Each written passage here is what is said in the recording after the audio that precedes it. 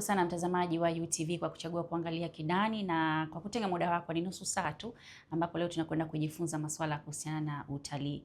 Kuna watu ambao natamani kuingia katika sekta ya utalii lakini haujui wapi unaanzia, na kuna mahali ambapo unaweza ukaajiriwa au ukajiajiri mwenyewe. Na kujua yote hayo au kupata elimu, tumekuja kupata mafunzo kutoka kwa mkuu wa mawasiliano na masoko kutoka Chuo cha Utalii hapa Tanzania. Na kabla hatujaendelea naye, ni kwa kifupi kabisa, ni Madam Devota Mdachi. Mimi namuita Madam, lakini anaitwa Devota Mdachi, ambaye tupate kwa kidogo kusikiliza wasifu wake. Devota Kasanda Mdachi ni mtaalamu mwenye uzoefu wa zaidi ya miaka 30 katika sekta ya utalii nchini Tanzania. Alianza kazi katika Bodi ya Utalii Tanzania TTB mwaka 1994 kama afisa habari za utalii na kupanda hadi kuwa mkurugenzi wa masoko mwaka 2011 na baadaye kuwa mkurugenzi mkuu mwaka 2015 hadi mwaka 2021, akiwa mwanamke wa kwanza Tanzania kushika nafasi hizo mbili TTB. Katika uongozi wake, Devota alichangia kuanzisha kwa chapa ya utalii ya Tanzania Unforgettable pamoja na maonesho ya kimataifa ya Swahili International Tourism Expo, yani SITE.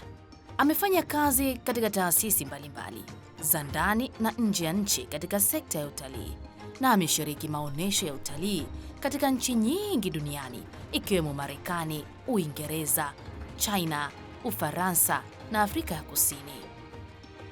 Devota ni mshindi wa tuzo nyingi za uongozi na utalii Afrika, zikiwemo Nyerere Golden Awards, African Travel 100 Women na Mwanamke Shujaa Leadership Award. Na pia ni mmoja wa waanzilishi wa chama cha wanawake katika utalii Tanzania AWOTA, na ana shahada ya uzamili ya utalii kutoka Chuo Kikuu Huria cha Tanzania, na anazungumza kwa ufasaha lugha takribani 3, yani Kiswahili, Kiingereza na Kifaransa. Bila shaka kupitia wasifu huo umejua tumekuja kuongea na mtu wa aina gani leo. Ana madini mengi sana, amepita sehemu nyingi sana, na mimi kilichonifurahisha ni kwamba anajua lugha zaidi ya 3. Madam, ndio. Hongera. Asante sana. Kwa nianze na lugha ipi sasa? Mimi nifanye kama vile unasalimia Kiitaliano. Buongiorno Sauda. Come stai? Nikaje sava. Sta bene. Kwa Kifaransa ndio sava. Sava. Yeah. Aha. Basi mimi na kidogo najua Kifaransa. Okay. Kwa hiyo inafanana kidogo. Sana. Na ndio maana mimi imekuwa ni rahisi sana kujua Kiitaliano, lakini pia nazungumza kidogo Kispanyola. Kwa sababu lugha zote 3 zinaingiliana sana. Yeah. Kwa Kifaransa unasema bonjour, kwa Kiitaliano unasema buongiorno. So kwa hiyo unaona kabisa ni lugha ambazo zinafanana sana. Yeah. Tuhadithie kidogo safari yako mpaka kufika leo hapa tulipokutana. Wazazi wangu ni Wanyamwezi. Mama anatoka Kahama na baba alikuwa anatoka Nzega. Kwa mimi ni Mnyamwezi kabisa pure. Okay. Nilizaliwa Bukoba. Kipindi hicho baba alikuwa anafanya kazi serikalini kama nadhani alikuwa mkuu wa wilaya uko Bukoba. Na baada ya kuzaliwa tu mwaka 67 tukahamia Dar es Salaam, na tukiwa wakati huo bado sisi ni wadogo. Tumeishi Dar es Salaam kwa muda kama miaka 2. Baada ya hapo baba akapata fursa, niseme bahati, kwamba aliweza kuchaguliwa kwenda kuitumikia taifa katika ubalozi wa Tanzania nchini Marekani. Kwa hiyo sisi kama familia wote tuliondoka tukaenda zetu Marekani. Marekani tumekaa kwa muda wa miaka kama 4. Baada ya hapo tukahamia Ufaransa, ambapo tulikaa mpaka mwaka 1977. Na katika hiki kipindi chote ambacho tuko Marekani na Ufaransa ndio nilikoanzia shuleni, na mwaka 1977 ndio tulirudi Dar es Salaam Tanzania, na nikasoma hapa karibu tu hapa Bunge kwa muda wa miaka 2. Baada ya hapo tukahamia Mwanza, ambapo mzee alikuwa mkuu wa chuo cha Nyegezi ambao sasa hivi kinajulikana kama Sauti. Kwa hiyo wakati tuko Mwanza nilisoma shule ya Nyakahoja mpaka nilipomaliza darasa la 7. bahati nzuri nilifaulu, nikaenda nikasoma shule ya sekondari ya Mwanza kwa mwaka mmoja tu. Baada ya hapo, kwa sababu baba alikuwa anapenda sana watoto wake wote tuendeleze kujifunza lugha ya Kifaransa. Yeye kwa mawazo yake aliamini kwamba ukimwezesha mtoto hasa kujua lugha za kigeni, ana future nzuri zaidi, kupata kazi nzuri hasa kwenye balozi, lakini pia kwenye mashirika ya kimataifa. Kwa hiyo baba alihakikisha kwamba kuanzia dada yangu wa kwanza mpaka mimi wote tunapelekwa kwenye shule za sekondari za bweni ambazo wanafundisha Kifaransa. Yeah. Kwa hiyo baada ya kumaliza form 4 Morogoro Secondary School, nilifanikiwa tena kupata nafasi kwenda form 5 and 6 ambayo ni Zanaki, shule ya sekondari ya Zanaki, ambapo niliendelea kujifunza Kifaransa na Kiingereza.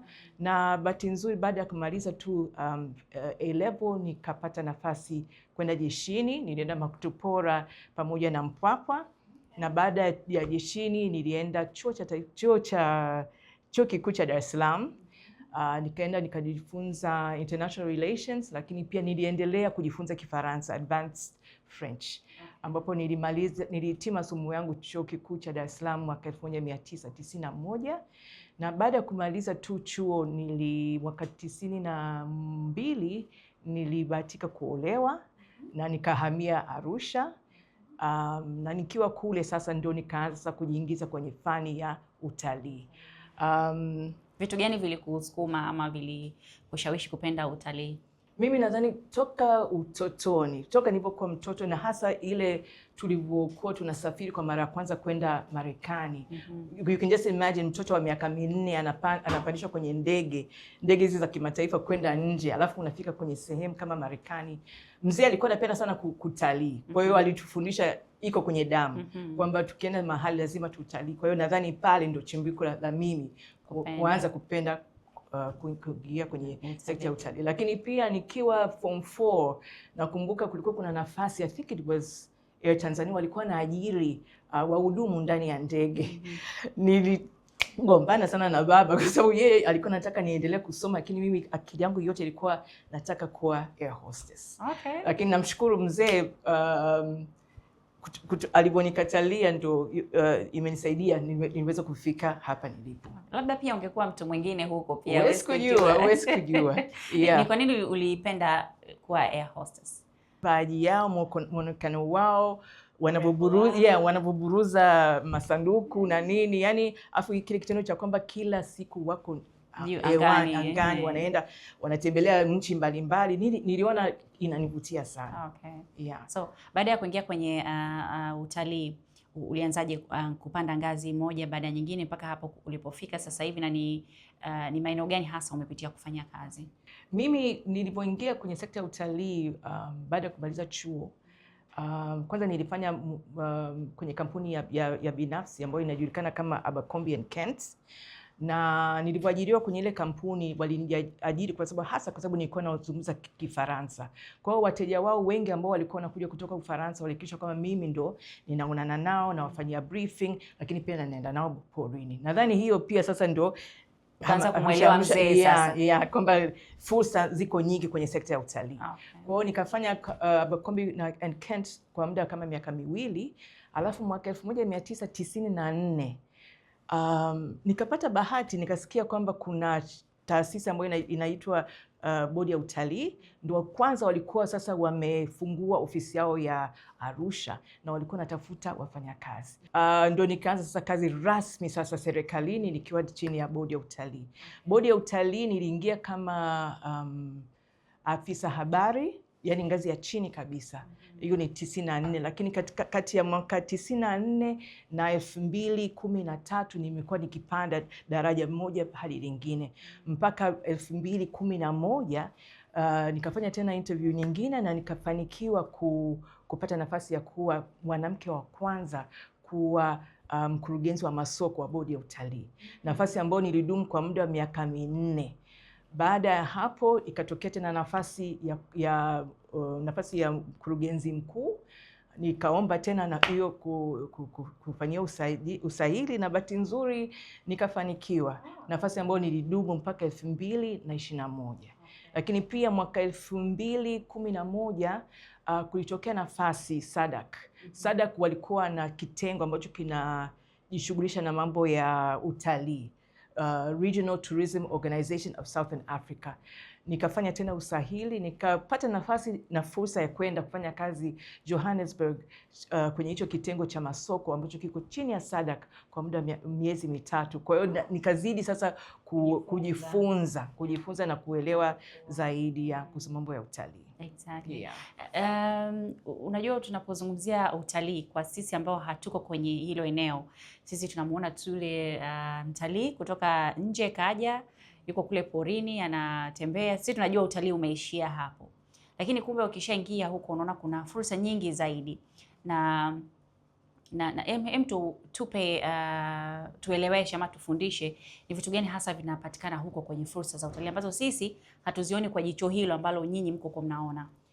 Sekta ya utalii ina fursa nyingi, sio tu kwa waongoza watalii, yani kwa maana ya tour guides, lakini ukiangalia kwa mapana yake kuna section ya chakula. Sisi kwa mfano kama Chuo cha Taifa cha Utalii tunatoa mafunzo kwa ajili ya watu kwa ngazi ya certificate na diploma kwa ajili ya kuja kujifunza, wanaita kwa Kiingereza culinary arts, yani upishi, ambapo mwanafunzi anaposoma hapa atajifunza sio tu kupika vyakula ambavyo tunakula nyumbani, lakini kuoka vitafuno mbalimbali, lakini pia mapishi ya kimataifa. Kwa hiyo kuna upande wa upishi, lakini pia kuna swala la kwenye hospitality, kwenye ukarimu. Zipo fursa sasa hivi, kwa mfano tunapokwenda kwenye AFCON 2037 kuna fursa nyingi sana kwa watu kuanzisha au kutoa huduma za malazi, B&B. Nadhani utakuwa umeshasikia. Yes. Kuna watu wengi sana sasa hivi wanafanya hiyo biashara. Kwa hiyo ipo fursa ya upande wa malazi, lakini pia kuna swala la ukataji tiketi, yani ticketing. Kwa hiyo pia kwenye utalii pia kuna watu ambao wanaweza kujifunza swala la travel and tourism, wakawa wana kampuni zao wenyewe, sio lazima uajiriwe serikalini, lakini zipo fursa nyingi sana. Na sasa hivi chuo kina utaratibu pia wa kutoa mafunzo ya kuandaa matukio. Kwa hiyo ndio hao tunasema kuna hawa washirikishaji, lakini pia kuna watu ambao wao kazi yao ni kupamba kumbi, lakini pia kuandaa mikutano. Zote hizo ni fursa ambazo ziko ndani ya sekta ya utalii. Katika safari yako ya kupanda na kushika nafasi katika maeneo mbalimbali, bila shaka kwa mtoto wa kike inawezekana ni rahisi ama ni ngumu. Kuna changamoto anaweza kawa anazipitia. Wewe binafsi tupe hilo darasa. Ilikuwa ni rahisi kiasi gani kupanda? Ama kuna mwingine anasema anabebwa, au mwingine anasema ni nguvu zake ndo zinampandisha pale. Na sisi kama wanawake tunapitia changamoto nyingi sana tunaposhikia hizo nafasi. Kuna mtu kukuona, mimi ni mwanamke, huyu ni mwanamke ataniambia nini? Yani of course imeenda inapungua na mwanamke anaonekana ana uwezo wa kufanya mambo mazuri. Tupe experience yako kwenye maeneo kama hayo. Safari yangu haikuwa rahisi. Kuna mengi sana nilipitia, lakini kitu ambacho kiliweza kunisaidia ni kujituma kwangu. Kwa kweli nilipokuwa bado msichana, hasa nilipoanza kazi bodi ya utalii, kwa kweli nilijitahidi sana kufanya kazi kwa uadilifu kabisa na kujituma. Nadhani hiyo pia ilinisaidia, lakini pia nadhani backing ya wazazi, malezi ambayo nilikuwa napata kutoka kwa wazazi ilinifanya nikawa devoted ambayo niko sasa hivi. Pia kujiendeleza, maana nilipoingia TTB nilikuwa na degree moja, lakini baada ya kuingia niliweza kufanya postgraduate ambayo nilisoma Italy. Baada ya hapo nikaamua sasa kusoma masters ambayo nilisoma Chuo Kikuu Huria cha Tanzania. Kwa hiyo yote hayo kujituma, kufanya kazi kwa bidii na kujiendeleza. Elimu haina mwisho. Na sekta ya utalii ni sekta ambayo inakuwa. Kwa hiyo lazima kila saa uwe unajifunza vitu vipya. Ndio. Okay. Kwenye changamoto gani ambazo unazikumbuka kwamba pale kwa kweli nipitia misukosuko? Nisingekuwa ni ile moyo nilionao na wazazi kunipa moyo, ningekata tamaa. Yeah. Kama unakumbuka. Changamoto moja ambayo nakumbuka, mimi ni mama watoto wawili. Kwa hiyo nilipoanza tu kazi TTB, huyu wa pili, mtoto wangu wa pili wa kiume ndo alikuwa amezaliwa 1994. Kwa hiyo sasa amezaliwa, mama ndo mimi ndo kwanza nataka kujiendeleza. Kwa hiyo kama mama, kuna wakati ilikuwa inabidi nimwache mtoto kwa mama au kwa dada zangu, nisafiri nje ili nikafanye kazi ambayo nimeajiriwa. Lakini pia kuna swala la nilipopanda sasa kwenye madaraja mbalimbali, nikiwa ndani ya TTB, kitu ambacho pia nilikumbana nayo ni ile kwamba watu wengi walikuwa hawategemei kwamba mwanamke iko siku moja atashikilia nafasi. Kwa hiyo watu wengi walikuwa wanakuja saa zingine wanasema tunaomba kumwona boss. Wanafungua wanaona mwanamke nimesimama, sema can we see the boss? You know, yani hawaelewi like I'm the boss. I'm sorry but I'm the boss. Deal with it. Kwa hiyo ni mapokeo ambayo nimeakuta, lakini nashukuru Mungu alinisaidia, niliweza kufanya vizuri. Figures talk. Katika kipindi ambacho nilikuwa madarakani, idadi ya watalii ilikuwa inaongezeka sana. Bahati mbaya katika kile kipindi ambacho mimi namalizia ndio COVID ikawa imepiga, lakini ukiangalia toka niliposhika madaraka ya kuwa mkurugenzi mwendeshaji wa bodi ya utalii 2015 mpaka hiyo 2019, kile kipindi idadi ya watalii ilikuwa inapanda. Kuna vitu vingi ambavyo nakumbuka nilijaribu kufanya, lakini hata kitu kingine ambacho ninajivunia ni kwamba kabla sijaondoka management ya TTB wakati ule wengi sana tulihakikisha kwamba wanawake wanapewa nafasi. Kwa hiyo kuanzia mkurugenzi mwendeshaji nilikuwa mwanamke, mkurugenzi wa fedha alikuwa mwanamke, mkurugenzi wa utawala na rasilimali watu alikuwa mwanamke, na ngazi nyingine mbalimbali za maafisa walikuwa wote wanawake. Kwa hiyo nilihakikisha kwamba pia hicho kitu kinatokea. Kwa ni legacy ambayo umeiacha. Nadhani ni legacy ambayo nimeiacha na ninajivunia kwa hiyo.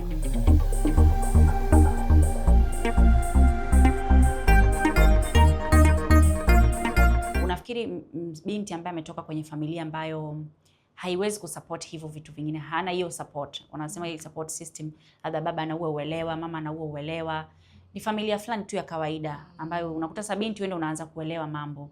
Nini unamwambia binti afanye anapokuwa katika mazingira kama hayo? Na wewe bila shaka mnasomesha vijana, mnaona hiyo hali. Nini hasa unamwambia? Mimi kuwa devota nilipitia ndio kwa mama, kwa dada, nilikuwa naona kwa dada zangu, kwa aunti zangu, lakini nilikuwa pia na mentors ndani ya tasnia ya utalii. Mentor wangu mmoja ambaye siku zote huwa namkumbuka ni Mama Zakia Mebji. Nakumbuka yeye aliwahi kuwa waziri wa maliasili kwa muda wa miaka 8. Na kwa kweli mimi nimekuwa ndani ya TTB, ndani ya sekta ya utalii, nikimwangalia Mama Zakia alivyopitia na mpaka akaweza kufikia ngazi ya waziri. Kwa hiyo ninawaasa kwamba wasichana wadogo ambao wanatamani kuingia kwenye sekta ya utalii watafute mentors ndani ya sekta ya utalii. Wale wataweza kuwashika mkono, wataweza kuwaeleza vitu gani vya kufanya, kama ni kusoma kitu gani. Lakini pia wapo kina Mama Zara, wote hao ni mentors ambao kwa kweli ni vioo ambavyo wasichana wengi sana tumekuwa tukiwaona na tukihamasishwa na wao. Pamoja kwamba namba bado haijakuwa sana ukilinganisha na wanaume, lakini wasichana sasa wameanza kuna wenyewe kuingia huko, wamehamasika. Lakini bado wanaona au kuna tetesi kwamba bado ni kugumu, pamoja na kwamba watu wako kule. Wewe umefanya kazi katika mazingira hayo. Inawezekana sio moja kwa moja mwongozo wa utalii, lakini unajua maisha ya huko. Tupe experience kidogo au tupe uzoefu wa hadithi ambazo umekutana nazo. Unafikiri mwanamke anashindwa kufanya kule, na magumu yapi hasa ambao wanapitia, changamoto gani wanazopitia kama watoto wa kike? Ni kweli kabisa kwamba tour guide wa kike anapitia mengi. Kitu ambacho niligundua ni kwamba kwanza kuna perception kwa jamii kwamba kazi ya tour guide ni kwa ajili ya watoto wa kiume tu, na endapo mtoto wa kike ataamua kuingia kwenye kazi hiyo, basi anajiingiza kwenye mambo ambayo sivyo ndivyo, yani yamekuwa associated na uhuni fulani. Kwa hiyo ni perception ya jamii. Lakini pia hata baadhi ya waajiri wanajua, yani anaweza kawa na tour guide wa kike, lakini tayari ameshamjengea taswira kwamba tour guide wa kike hawezi zile suluba za kule porini. Kwa hiyo kama ni tour group ambayo imekuja labda ya kabila fulani hatampa mtoto wa kike, kwa sababu anajua kabisa mtoto wa kike hataweza jinsi ya kuwatumikia wale wageni, kuwa handle wale wageni. Kwa hiyo matokeo yake ni kwamba mtoto wa kike tour guide yule hapati kazi. Lakini pia unakuta kwamba hata yani kwa maumbile yetu wa kina mama, saa zingine kweli kuna changamoto, mambo ya unapoenda porini, au wewe ulisema swala la kupanda mlima, you can just imagine sasa kwa mtoto wa kike kujistiri na nini na nini, swala la maji na nini, yani kidogo inakuwa nani. Lakini mimi nimeona binafsi wasichana wa kike ama watoto wa kike ambao wamejiunga na tour guiding, wanapandisha wageni mlimani, wanaenda porini, wanafanya zile shughuli zote, wanabadilisha mataili kama wanaume wanavyofanya. Kwa hiyo ninawapa moyo kwamba inawezekana, wasiache hizi fursa ambazo ziko kwenye sekta ya utalii. Nini tufanye wanawake? Sasa inazungumzia kwenye concept ya wanawake kwa ujumla. Nini tufanye kuhakikisha tunakuwa na muda wetu sisi wenyewe na kuenjoy, na muda fulani unapumzika kidogo na mihangaiko ya dunia na malezi na nini? Kweli. Kuna mtu aliwahi kuniambia usione aibu kujipenda mwenyewe, love yourself first. Jiweke wewe kwanza, na kwa kufanya hivyo unapumzisha akili, lakini pia mwili una relax. Yani kwa wanawake au kwa Watanzania kwa ujumla, ni waombe tu kwamba watumie utalii kama sehemu ya kwenda so tu kutalii, lakini hata kupumzika, kwa sababu mtu umefanya kazi karibu siku 300 na katika mwaka, unahitaji pia mwili pia uende rejuvenate. Kwa hiyo ipo haja ya kwenda kupumzika. Yani wajipende, wajijengee hiyo tabia ya kwamba pamoja na kwamba tunafanya kazi labda miezi 11, lakini kwenye mwezi mmoja tu ujipe, wanapopata muda wa kupumzika waende wakapumzike, wakafurahi na wenzao, lakini pia watumie muda huo pia kujifunza mambo mapya. Ni vitu gani hasa unatamani vibadilike tuvibadilishe kama nchi, kwenye jamii, ama sera na nini hasa, ili tupate watalii wengi wa kutosha kuja nchini na warudi tena? Unajua, unaweza mtalii akaja alafu asirudi. Yani tuwe na utamaduni ambao mtalii atakuja tena, ataita na kikundi chake kingine tena kije, ili kuweza kumaintain hiyo idadi ya watalii ambao wanakuja kila mwaka nchini. Kwenye utalii, word of mouth, yani kauli ya mtu ni kitu ambacho ni very strong. Wenzetu wanapokuja, lolote ambalo wanaliona, lolote ambalo linatokea, liwe zuri au baya, wakirudi wale ndio mabalozi wetu, wanaenda kutusemelea kwamba jamani, nendeni Tanzania, nimekuta hivi na hivi na hivi. Lakini pia kuna swala la huduma. Mgeni anapokuja nchini, akipata huduma nzuri ambayo ameridhika nayo, again akitoka hapa ataenda kuizungumzia vizuri. Lakini akipata huduma mbaya, you can just imagine ataenda pale atatoa kauli gani kuhusu Tanzania. Kwa hiyo nitoe tu rai kwamba watu ambao wako ndani ya sekta ya utalii wahakikishe kwamba wanahakikisha kwamba huduma ambazo zinatolewa, hasa upande wa ukarimu, lakini pia kwenye upande wa utalii, yani travel and tourism, wahakikisha kwamba wanatoa huduma ambazo kweli ni za viwango vya kimataifa, ambavyo kweli mtalii akija anaridhika nayo.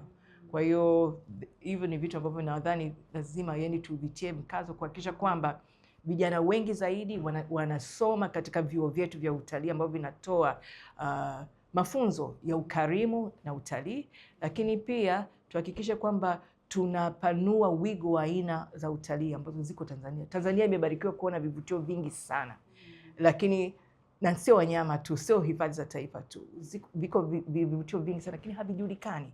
Kwa hiyo ni kazi yetu sisi wa Tanzania tuviibue, lakini pia tuvitangaze. Na mwisho kabisa, mimi napenda sana kuzungumzia swala la matukio. Mwakani tuna AFCON 2027, lakini pia tumeambiwa kuna Miss World analetwa, tukio hilo linaletwa hapa. Je, Watanzania tumejiandaa? Kwa hiyo mimi nadhani nitoe rai kwamba katika hiki kipindi ambacho tunafanya maandalizi, tusisahau kuhakikisha kwamba vijana wetu wanapatiwa mafunzo ili kuhakikisha kama huduma ambao watatoa kwa wageni ambao watakuja wakati wa haya matukio makubwa sana kwa Tanzania, basi ni huduma nzuri ambayo itafanya wale watakao kuja wakirudi warudi tena, lakini pia wawe mabalozi wetu wa kuelezea uzuri wa Tanzania. Ndio maana tunasema Tanzania unforgettable. Mimi ni mmoja wa majaji ambao tumekamilisha kama wiki mbili zilizopita Safari Field Challenge 2026. Watu wasubiri maana safari hii lakini sitazimia.